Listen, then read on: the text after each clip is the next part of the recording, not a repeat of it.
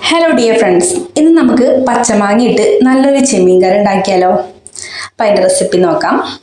ചെറിയുള്ളി, ഇഞ്ചി, പച്ചമുളക്, മല്ലിപ്പൊടി, മുളക് പൊടി, മഞ്ഞൾപ്പൊടി, പിന്നെ ആവശ്യത്തിന് ഉപ്പിടണം കേട്ടോ.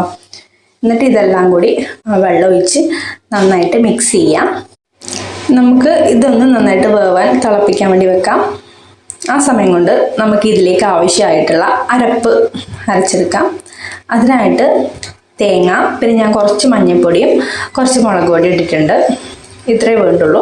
ആവശ്യത്തിന് വെള്ളം ഒഴിച്ചിട്ട് നല്ല ഫൈനായിട്ട് അരച്ചെടുക്കാം.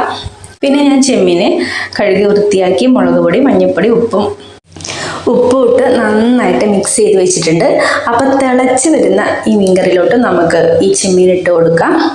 അത് നന്നായിട്ട് ഇളക്കി യോജിപ്പിച്ചതിന് ശേഷം നമ്മുടെ കട്ട് ചെയ്ത് വെച്ച പച്ചമാങ്ങയും കൂടി നമുക്ക് ഈ സമയത്തേക്ക് ഇടാം.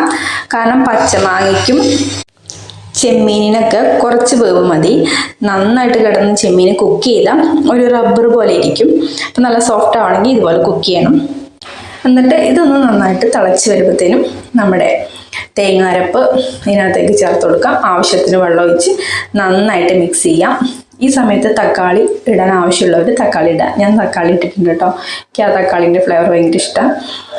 നന്നായിട്ട് മിക്സ് ചെയ്തതിന് ശേഷം തിളപ്പിക്കാം. ഈ സമയത്ത് ഉപ്പൊക്കെ നോക്കാം കേട്ടോ.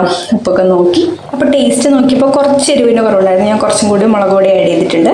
അപ്പോൾ ഈ തിളച്ച് വരുന്ന ഇതിനകത്തേക്ക് 2 നുള്ളു ഉലുവയും കൂടി ഇട്ടാൽ നല്ലൊരു ടേസ്റ്റാണ് കേട്ടോ കറിക്ക്. അപ്പോൾ ഇപ്പോൾ പെർഫെക്റ്റ് ആയിട്ടുണ്ട് കറി, സൂപ്പർ ടേസ്റ്റ് ആയിട്ടുണ്ട്.